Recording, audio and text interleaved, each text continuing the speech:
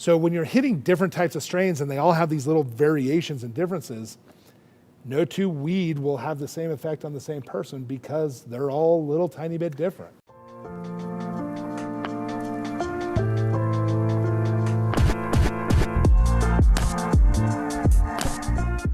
I can kind of wrap this into what I talk about with my patients, and that is the entourage effect. So and that's what makes cannabis so interesting as a medicine and interesting as a plant. I mean, it's not just what you're trying to do is, and what you're really doing is you're dissecting each piece of the plant, 116 cannabinoids, the terpenes that are involved, and trying to build a puzzle. That's right. What the nice thing on my side is I don't necessarily need to know all of that. That's right. What I need to know is every one of these plants has a different entourage effect. And it is how people end up in the flower spectrum. So you might start with a tincture. You might have a tincture that is your long-acting pain medicine, right? You take a little bit in the morning, you take a little bit more in the afternoon, and a bigger dose in the evening time. And you use that as kind of your baseline.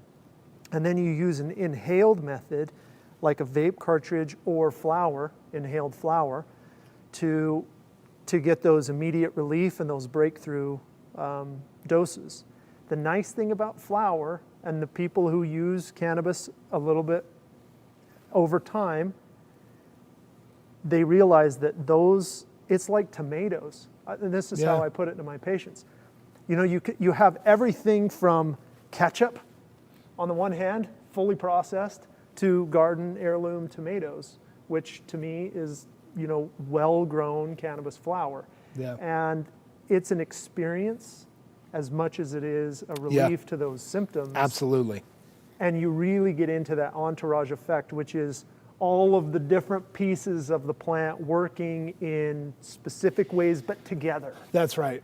That's one of the things that is, so I talk to a lot of doctors and scientists who, flat out just sort of say, well, the entourage effect's bullshit.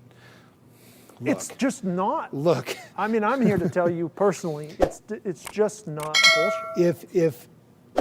If that were the case, right, then we could take any weed that's out there, any flower, and have the exact same effect.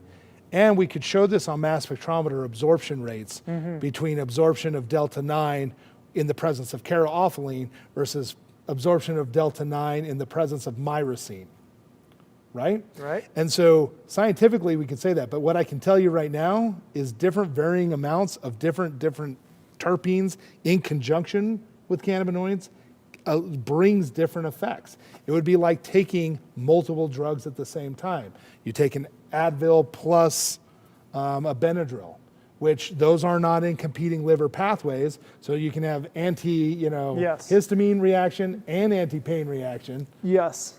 And they're not harming you in some way. Where you run into weirdness then is, well, what about Tylenol and alcohol together?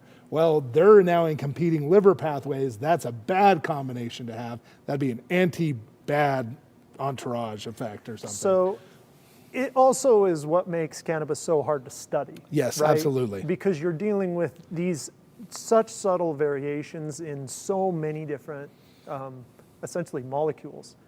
And it's almost why you need all of the data and then go back and figure out why all of these things happened, right? We need a bunch of AI. I'm moderately intelligent about cannabis right now, but I suspect in the next 5 to 10 years, there'll be individuals with PhDs specifically in the phytocannabinoid chemistry that will be smarter than I ever am. Yeah, well, and I've heard people talk about how they don't consider themselves experts in cannabis because they don't consider anyone an expert in cannabis.